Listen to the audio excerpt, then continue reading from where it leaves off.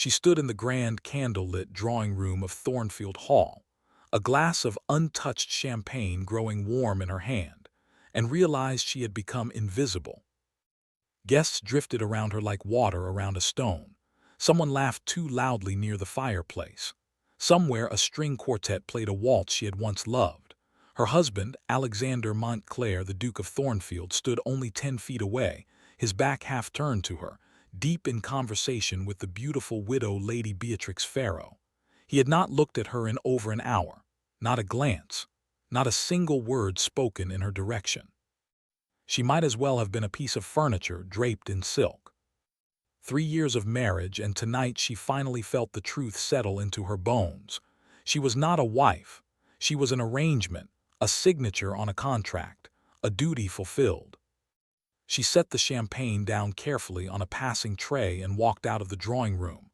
No one noticed her leave. No one ever did. The corridor was cooler, quieter.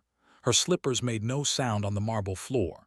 She had no destination in mind, only a desperate need to breathe air that did not feel like suffocation. Her lungs ached. The back of her throat burned with the effort of holding back tears she refused to shed in public. She passed the library door and paused. A low murmur of male voices seeped through the heavy oak. Her husband's voice, recognizable anywhere, deep, measured, cold as a winter morning. And another voice, Lord Henry Cavendish, his oldest friend.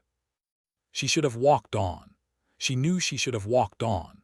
But some desperate, foolish part of her still hoped, still needed to know if the man she had given her heart to years ago still existed somewhere behind that stony mask. She pressed closer to the door. "I don't understand you, Thornfield," Lord Cavendish was saying. "She's beautiful, gentle, devoted. Half the men in this house would trade fortunes for a wife who looked at them the way she used to look at you. Yet you treat her like a shadow." A pause, the clink of a decanter against a glass. Then Alexander's voice, flat and tired. "The marriage was a duty, Henry, nothing more. Her father saved my life at Vittoria. I gave my word to protect his daughter when he died. I have kept that word. I have clothed her, housed her, given her my name. But love was never part of the arrangement.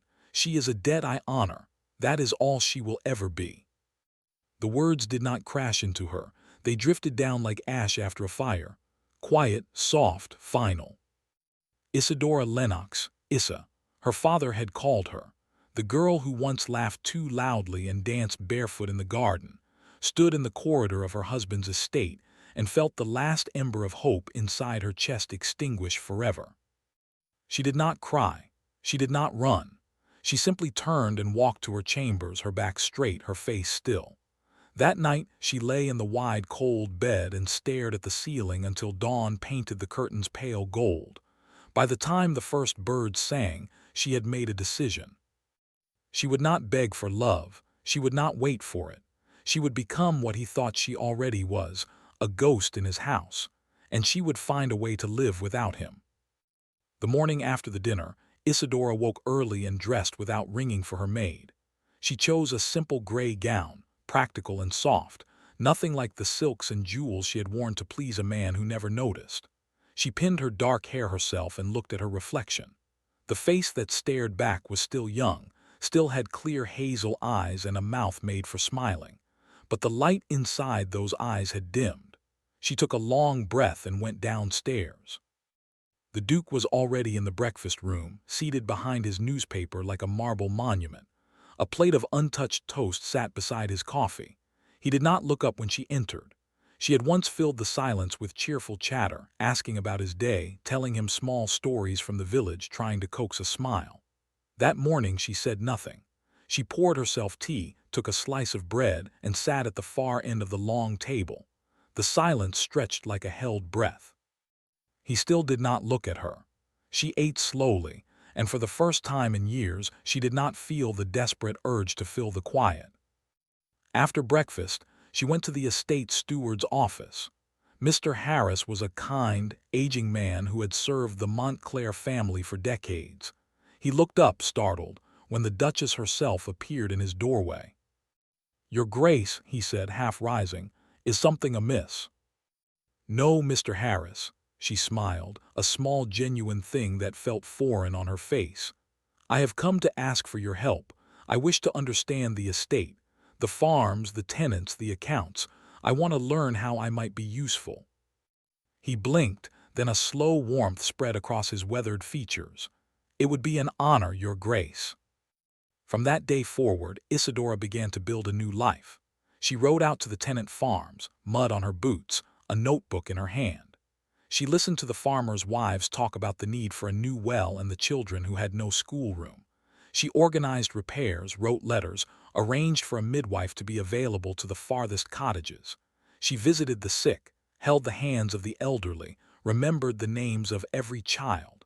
The people of Thornfield began to love their quiet duchess. Not because she demanded it, but because she showed up, week after week, asking nothing in return. And at home, in the great echoing halls of Thornfield Hall, she became calm, distant, unfailingly polite. When the Duke spoke to her, she answered with grace. When he entered a room, she did not rush to greet him. She simply continued her work, her sewing, her letters. She stopped waiting for him to come to bed. She stopped watching the door for his return. She stopped loving him out loud.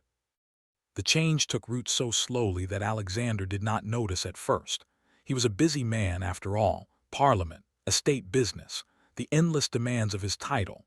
He had grown accustomed to a wife who orbited him like a hopeful moon, always available, always eager. When she stopped orbiting, he felt the absence only as a vague unease at the edges of his consciousness. A room that felt colder than it should. A dinner table too quiet. A face that no longer turned toward him with longing. Then one afternoon, 3 months after the night she overheard his words, he rode back to the hall earlier than expected and saw her in the garden with a man. The man was young, broad-shouldered, with sun-streaked hair and a laugh that carried on the breeze. Edward Ashby, the new land steward Mr. Harris had trained. He was showing Isadora a plan for the orchard expansion, pointing to a parchment, and she was smiling. Not the careful, practiced smile she gave at dinner parties. This was real, bright. It crinkled the corners of her eyes and made her look about 5 years younger. Alexander reined in his horse at the edge of the lawn and watched. Something ugly and unexpected coiled in his chest. His hands tightened on the reins. He had never seen her smile like that, not once in 3 years, not at him. He did not approach. He rode around to the stables and spent the rest of the day in a black mood he refused to name. That evening at dinner he studied her across the table. She wore a simple gown of dusty blue, her hair loosely pinned. She ate quietly, her movements unhurried, her expression serene. She did not ask him about his day. She did not try to engage him. When he cleared his throat, she glanced up politely. "You seem to spend a great deal of time with the new steward," he said, his tone carefully neutral. Isadora set down her fork. "Mr. Ashby has been invaluable. The orchard project will improve yields for 5 tenant families. He is hardworking and dedicated.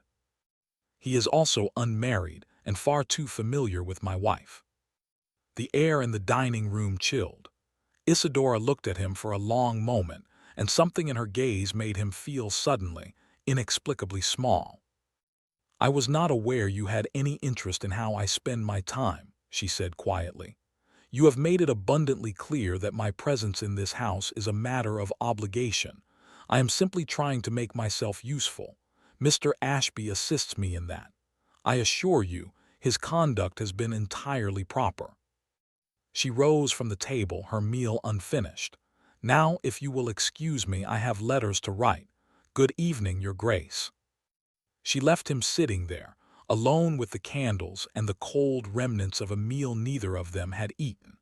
Alexander stared at her empty chair for a long time. The silence in the room felt like a verdict. The days that followed were a slow torment. He began to notice everything he had ignored. The way she no longer waited in the entrance hall when he came home. The way her laughter, heard distantly from the gardens, never included him. The way the staff brightened when she passed, how the tenants called her Our Lady with genuine affection. She had become a living, beating heart at the center of his estate, and he had been too blind to see it. Worse, Edward Ashby was always there, at her side during estate walks, in the parlor going over ledgers. He made her laugh. He listened when she spoke. He looked at her as if she were the sun. And Alexander, standing on the outside of that warmth, felt a cold panic beginning to take root. He tried, in his clumsy way, to reach out. One morning he sent a footman to invite her to ride with him to the village. The footman returned alone. "Her Grace sends her regrets, your Grace. She has already departed with Mr. Ashby to inspect the mill." He saw them ride out together, side by side, her mare's pace matching the steward's chestnut gelding. His jaw clenched so hard his teeth ached. That afternoon he summoned his carriage and went to the mill himself, a flimsy excuse about checking the accounts on his tongue. He found her there, sleeves rolled to her elbows, helping a young miller's wife clean grain. Her hair was escaping its pins. There was a smudge of flour on her cheek. She looked radiant. And Edward Ashby stood nearby, handing her a cloth, his admiration so naked it made Alexander want to break something. He strode forward. "Isidora." She looked up, surprised but not flustered. "Your Grace, this is unexpected." "The carriage is waiting. I am taking you home." Her eyes flickered with something, annoyance, perhaps, or simply resignation. She handed the cloth back to the miller's wife and spoke a few gentle words of farewell. She did not argue with him. She simply walked to the carriage, accepted his hand to step up, and sat in silence as the horses pulled away. The tension inside the carriage was suffocating. Alexander stared at her. She gazed out the window at the passing fields. "Why do you do this?" he asked finally, his voice lower than he intended. "Why do you spend your days with servants and farmers and that man?" She turned her head slowly. Her eyes were unreadable. "Because they see me. They value my presence. They do not consider me a debt to be tolerated." The word struck him like a blade between the ribs. He opened his mouth, but no sound came out. She had thrown his own confession back at him. She knew. She had known all along. "Issa," he began, a name he had not used since the early days of their marriage, before the coldness had settled in. "Do not," she said, her voice steady but filled with quiet pain. "Do not call me that now. It is too late for tenderness, Alexander, 3 years too late." The carriage rattled on. Neither spoke again. When they arrived at the hall, she went to her room and closed the door. He stood in the hallway like a man who had just missed a step in the dark. That night, long after the house had fallen silent, Alexander sat in his study with a decanter of brandy he did not drink. His mind was a storm of memory and regret. He thought of the promise he had made to her dying father on a battlefield in Spain. He thought of the letter that had arrived 6 months after the engagement was announced, written in the hand of his cousin, Geoffrey Montclair. Geoffrey, who had always been charming, reckless, and bitter that the title had gone to Alexander. Geoffrey, who had claimed Isidora loved him, not Alexander, and was being forced into the marriage by family duty. Geoffrey, who had sworn she would always pine for him. Alexander had believed it. He had believed it because Geoffrey had been handsome and silver-tongued, and because Alexander had never felt worthy of the bright, laughing girl who had danced with him once at a country assembly and looked at him as if he mattered. So he had armored himself. He had turned cold. He had treated her with distant courtesy so she would never know how badly he wanted her, how terrified he was that she would confirm the letter's truth. He had protected himself from heartbreak by building a wall, and he had frozen her out on the other side. Now he sat in the dark, the years of wasted love pressing on his chest like a stone. He had been a fool, a proud, frightened fool, and she was slipping away. A soft knock on the study door interrupted his misery. A footman entered, looking nervous. "Your Grace, a box of the late Mr. Geoffrey Montclair's belongings was found in the attic. The housekeeper thought you might wish to examine it." Alexander waved a hand. "Leave it." The box sat on a side table for 3 days, gathering dust. On the 4th day, in a fit of restless anguish, he opened it. Among old cravats and penny novels, he found a bundle of letters tied with a faded ribbon. Letters Jeffrey had never sent. Letters that revealed everything. He read them all, his hands trembling. Jeffrey wrote to a friend in London, boasting that he had convinced the Duke that his bride loved another man. Thornfield is so stiff-necked with pride he'll never question it. He'll treat her like porcelain and she'll wither, and I'll have the satisfaction of watching them both miserable. She never loved me, never gave me a second glance, but that's the genius of it. He believes it utterly. Another letter dated later. The poor fool married her anyway. I hear he barely speaks to her. She looks like a ghost. What a delicious tragedy. Alexander's vision blurred. He let the letters fall from his hands. He had destroyed his own marriage on the word of a jealous liar. He had punished an innocent woman for a crime she never committed, and she had endured it. For 3 years she had endured his coldness, his distance, his cruel indifference, all because he was too arrogant to ask her the truth. He pressed his fists to his eyes and made a sound that was half groan, half sob. Then he rose, his legs unsteady, and went to find his wife. She was in the small sitting room attached to her bedchamber, a book open in her lap. The fire had burned low. She looked up when he entered, and her expression was not welcoming. It was tired. "Alexander, it is late." He crossed the room and knelt before her, an act so unexpected that she drew back against her chair. He took her hands, and she did not pull away, but her fingers were stiff and cold in his grip. "I have been a blind fool," he said, his voice raw. "I have been cruel and proud and unforgivable, but I need you to hear me. Please, Issa, please just listen." She did not speak. She only watched him with wary eyes. He told her everything. The battlefield promise, the letter from Jeffrey, the lie he had swallowed whole because his own insecurities had made it so easy to believe. He told her about the letters he had found that night, the proof of her innocence, the confession of his cousin's malice. His voice cracked as he spoke, and tears he did not bother to hide tracked down his cheeks. "You did nothing wrong," he said. "You were faithful and kind and good, and I repaid you with ice. I thought I was protecting myself, but all I did was break the one good thing I ever had. I love you, Isadora. I have loved you since the night I first saw you in your father's house, laughing in the candlelight. I was too much of a coward to say it then and too much of a fool to say it later, but I am saying it now. I love you. I have always loved you, and I am so desperately sorry." The silence that followed was vast. The fire crackled. A log shifted. Isadora sat very still, her face a mask of shock and something deeper, something achingly fragile. "You loved me," she whispered, as if testing the words. "All this time you loved me." "Yes." "And you let me believe I was a burden, a duty, a debt to be honored."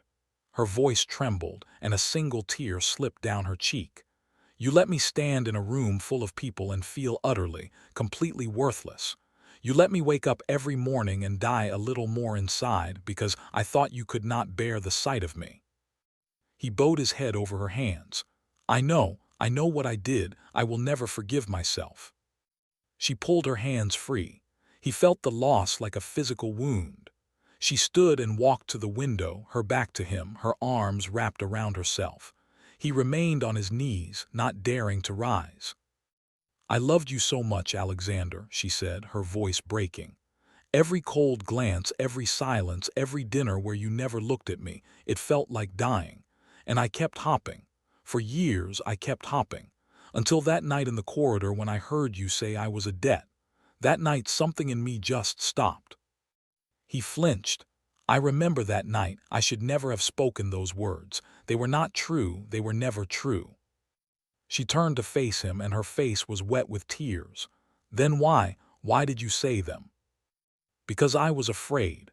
Because every time I looked at you, I wanted you so much it terrified me, and I was convinced you wished I were Jeffrey. I pushed you away before you could hurt me, and in doing so, I destroyed the only heart I ever wanted." He lifted his head, meeting her eyes.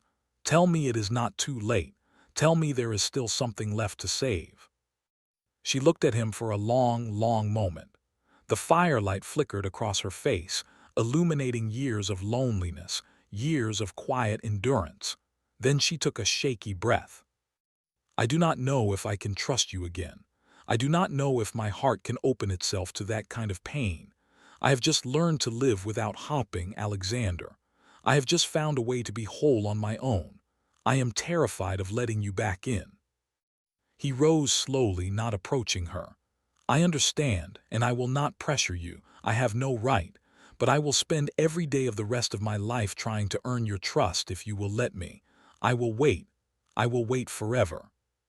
She closed her eyes and a shudder ran through her. I need time. Take all the time in the world. The days that followed were strange and tender and uncertain. Alexander did not push. He did not crowd her, but he began to do small, quiet things. He left fresh flowers from the garden outside her door. He wrote notes in his careful handwriting, not grand declarations, but simple observations. The roses you planted are blooming. The miller's wife asked after you today. I remembered that you love almond cakes, and I asked cook to prepare some. He sought her out not with demands, but with presence. He joined her for breakfast, not hiding behind his newspaper, but sitting beside her and asking gentle questions about her day. He asked to ride with her to the farms, and when she hesitated, he simply said, I will follow at a distance if you prefer. I only wish to be near you. Slowly, so slowly it felt like the turning of the seasons, Isadora began to let him in. She did not forget the pain, she never would. But she saw the humility in his eyes, the genuine remorse, the effort he made every single day. She saw him apologize to Mr. Ashby, admitting his unfair jealousy with a dignity that surprised her. She saw him sit with the tenants and listen to their concerns as she did. She saw him try. One evening, 6 weeks after his confession, they were walking in the garden as the sun sank behind the trees. The air smelled of lavender and fresh-turned earth. Alexander stopped near the old stone bench where she had sat so many afternoons alone. There is one more thing I have not told you, he said, his voice low. I did not know how to say it without sounding as if I were making excuses, but you deserve to know. She looked at him, her heart beating a little faster. What is it? The debts your father left, the ones that would have ruined your family after his death. I paid them, all of them, anonymously. I arranged for a solicitor to handle it so your brother would believe an old investment had come good. He met her eyes. I did not do it to bind you to me. I did it because I could not bear to see you suffer. Even then, even when I was too proud to show it, I wanted to protect you. Isadora's breath caught. She remembered the relief on her brother's face when the mysterious funds had arrived. She remembered thinking it was a miracle. All along, it had been him. The cold, distant husband who never looked at her. She reached out and touched his hand, the first voluntary touch she had given him in years. His fingers closed around hers, gentle, almost reverent. I do not know how to stop loving you, she whispered. I tried so hard, but the feeling never really died, it only went into hiding. He pulled her gently into his arms, and she did not resist. She rested her head against his chest and listened to the steady beat of his heart. He held her as if she were made of something precious and breakable, his lips pressing against her hair. I will spend my life making you feel seen, he murmured. Every day, every hour, you will never be invisible again. She cried then, not from sorrow, but from a release so profound it left her shaking. He held her through it, his own tears mingling with hers. The sunset blazed around them, painting the world in shades of gold and rose. And there, in the garden where she had once walked alone with her grief, Isadora began to believe that spring could come after the longest winter. The months that followed were not perfect. They had arguments, moments of old pain resurfacing, nights when she woke from dreams of that cold corridor and needed him to simply hold her without speaking. He learned patience. He learned to listen. He learned to show up not as the Duke, but as Alexander, the man who had almost lost everything through his own fear. And she learned to trust again, slowly, deliberately. She let him see her joy, her laughter, her hopes. She let him back into the small, sacred spaces of her heart. They rebuilt their marriage brick by brick, conversation by conversation, touch by touch. On the first anniversary of the night she had overheard his cruel words, they stood together on the terrace of Thornfield Hall, looking out at the moonlit gardens. He turned to her, his expression soft and earnest. "Do you remember the question you asked me that night in the carriage?" he said. She nodded. "I asked why you did not love me." He took both her hands. "The answer is that I did, desperately, but I was too broken to show it. I am sorry it took me so long to become the man you deserved." She lifted one hand and cupped his cheek. "You are here now, that is what matters." He leaned into her touch, his eyes closing for a moment. "I love you, Issa, with everything I am." She smiled, a true smile, the kind that lit her from within. "And I love you, Alexander. I think I always will." He kissed her then, gentle and full of promise, under the stars that had witnessed so many lonely nights. And this time, when she held him, she did not feel like a ghost. She felt like a woman who had walked through fire and emerged, not unscathed, but whole. A woman who had learned that love, when given freely and received with courage, could heal even the deepest wounds. The music from a distant village celebration drifted on the breeze. Inside the hall, fires burned warm and welcoming. The house that had once echoed with silence now hummed with quiet contentment. And the Duke and Duchess of Thornfield, two people who had nearly lost each other to pride and misunderstanding, stood wrapped in each other's arms, ready to face whatever came next. Together. This time, neither of them would let go.